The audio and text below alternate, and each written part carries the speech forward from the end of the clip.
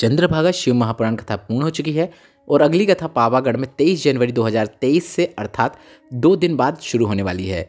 उससे पहले 22 जनवरी को विशेष तिथि पड़ रही है। 22 जनवरी से गुप्त नवरात्र शुरू हो रही है।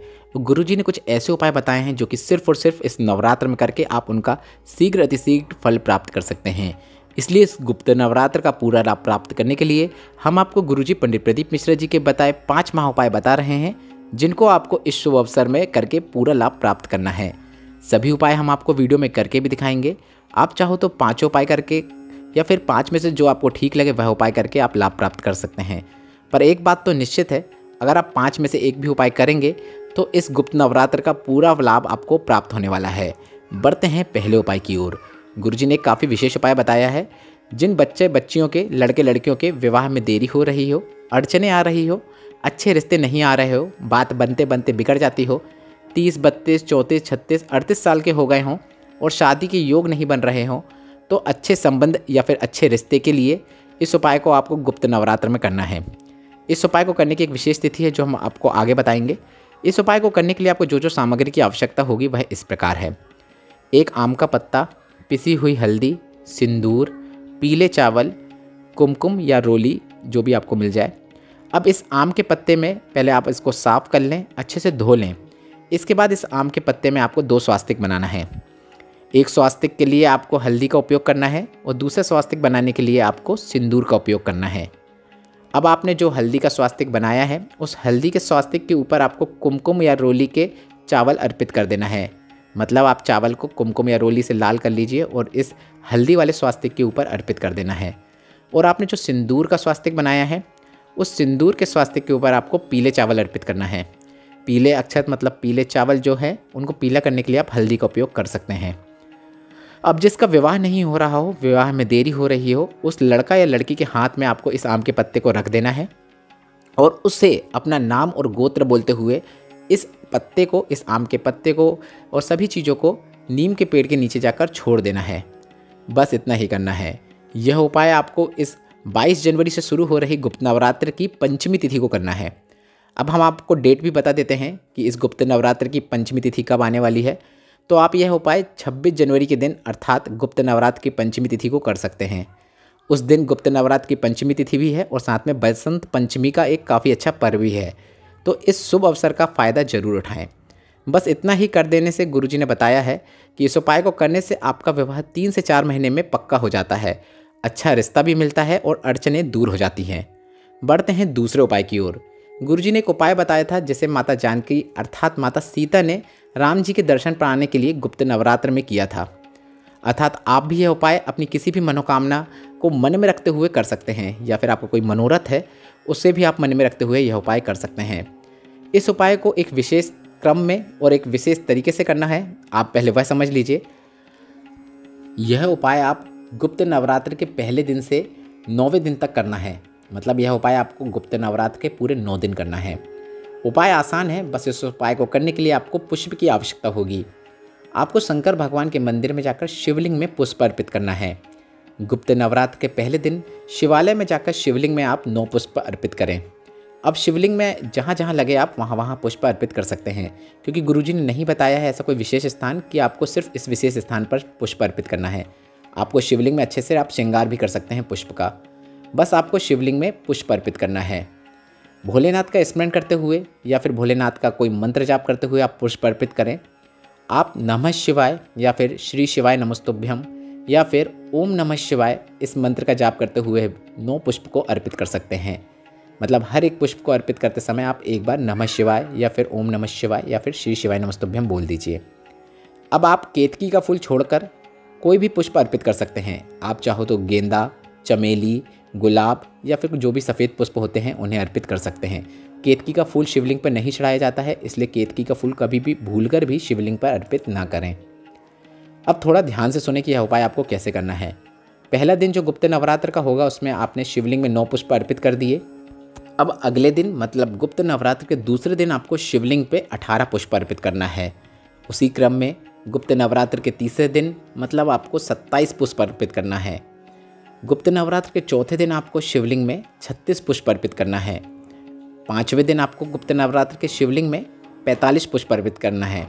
गुप्त नवरात्र के 6वें दिन आपको 54 पुष्प अर्पित करना है। इसी प्रकार 7वें दिन आपको गुप्त नवरात्र का जो होगा उसमें शिवलिंग में आपको 63 पुष्प अर्पित करना है। वे दिन आपको शिवलिंग में 72 पुष्प अर्पित करना है और 9वें और अंतिम दिन आपको शिवलिंग में 81 पुष्प अर्पित करना है। अब आपको लग रहा होगा कि हम यह याद कैसे रखेंगे, तो यह आपको 9 का क्रम है जो काफ़ी आसान है।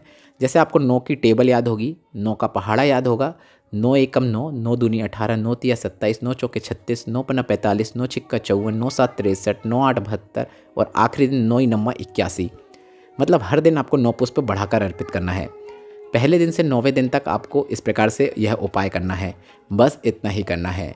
माता सीता जी को भी यह उपाय करने के बाद राम जी के दर्शन प्राप्त हुए थे। आप भी अपनी जिस मनोरथ को मन में रखते हुए यह उपाय करेंगे या फिर जिस मनोकामना को मन में रखते हुए यह उपाय करेंगे, महादेव की कृपा से वह मनोरथ वह मनोकामना निश्चित पूर्ण होगी। बढ़ते हैं गुप्त नवरात्र के तीसरे उपाय की ओर। गुरुजी ने बताया, गुप्त नवरात्र में पति पत्नी में क्लेश हो रहा हो, पति पत्नी का रिश्ता अच्छा नहीं हो, उसके लिए काफ़ी अच्छा उपाय बताया है। आप ध्यान से सुनिएगा। अगर पति पत्नी में बहुत झगड़े होते हों, पति किसी पराई स्त्री में रुचि दिखा रहा हो, पराई स्त्री के संबंध में हो, तो भी आप यह उपाय कर सकते हैं। आग तक पहुंच रही हो तो भी आप यह उपाय कर सकते हैं।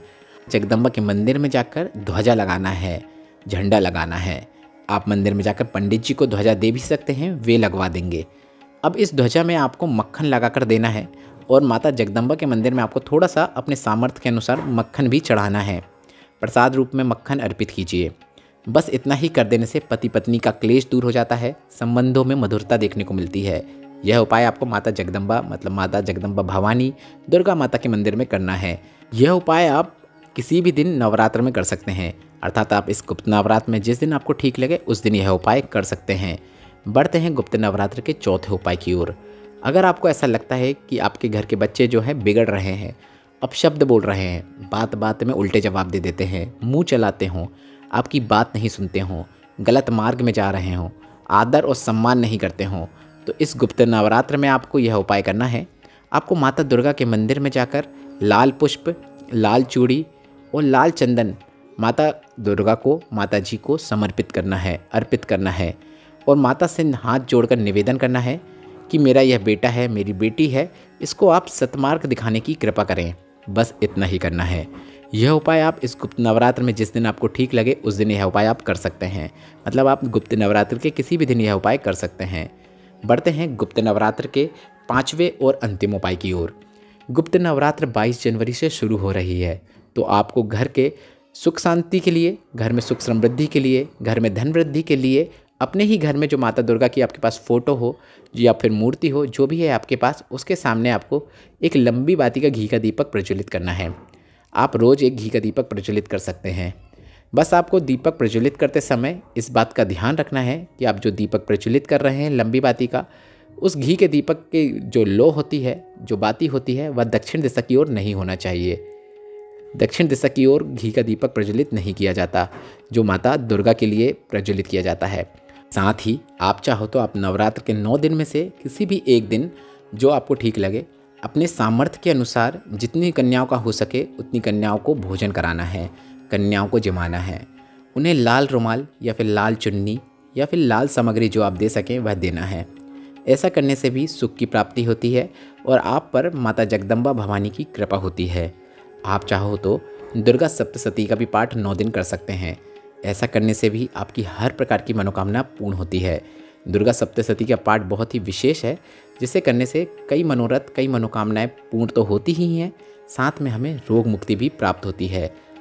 घर की माताएं यह करेंगी तो काफ़ी अच्छी बात है। दुर्गा सप्तशती का पाठ अगर आपके बेटा या बेटी नहीं कर पाते हैं तो आप उनके निमित्त भी यह कर सकते हैं और उन्हें इसका लाभ प्राप्त करा सकते हैं। बस आप उनके निमित्त यह दुर्गा सप्तशती का पाठ करें। 9 दिन आपको लग सके तो 9 दिन करें। 9 में से यदि कोई एक दिन भी मिलता है तो आप अष्टमी या नवमी के दिन भी कर सकते हैं। पहले दिन और अंतिम दिन भी कर सकते हैं। दुर्गा सप्तशती का पाठ में बहुत बल होता है, जिसे आपको करना ही चाहिए। गुप्त नवरात्र के यह उपाय आपको कैसे लगे कमेंट करके ज़रूर बताइएगा। और अगर उपायों से जुड़े कोई प्रश्न होंगे तो आप हमसे कमेंट के जरिए पूछ सकते हैं। हम आपके प्रश्नों का उत्तर तुरंत तो नहीं दे पाते हैं, पर 2 से 3 दिनों में हम आपके प्रश्नों का उत्तर दे देते हैं।